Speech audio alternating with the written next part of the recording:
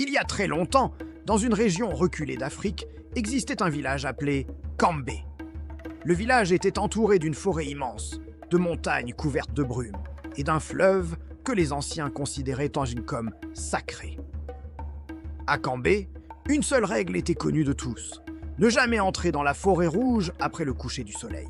Car selon les anciens, une sorcière y vivait. Une femme dont le nom faisait trembler même les guerriers, Maleka.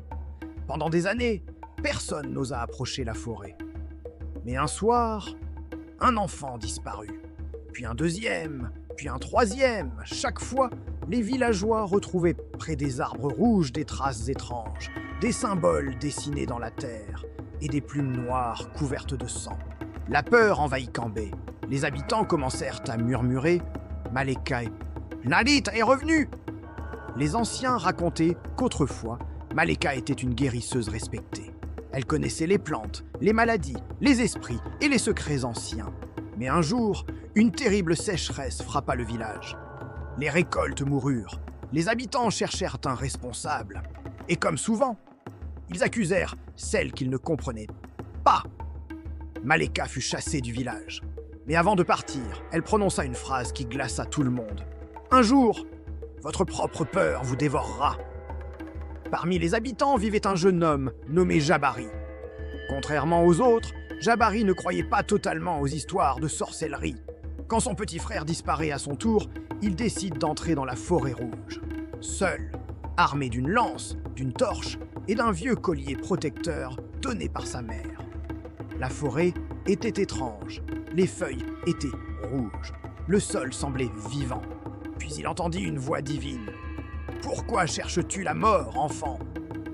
Jabari découvre Maleka devant une case faite d'ossements. Ses yeux étaient entièrement blancs. Jabari attaque, mais Maleka révèle la vérité. Elle n'avait jamais kidnappé d'enfant.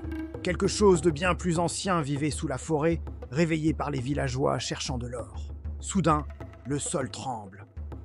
Une créature gigantesque apparaît avec des yeux rouges comme le feu. Les enfants avaient été sacrifiés à cette chose par la forêt.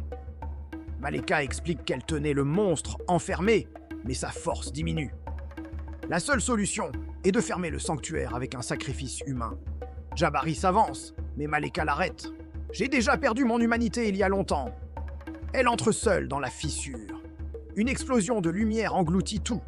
Quand Jabari se réveille, le monstre a disparu. À la place, seulement une terre brûlée et le collier de Maleka. De retour au village, les anciens refusent de le croire. Car parfois, les humains préfèrent les mensonges qui les rassurent. On peut encore entendre une femme murmurer « Le véritable monstre n'était pas dans la forêt.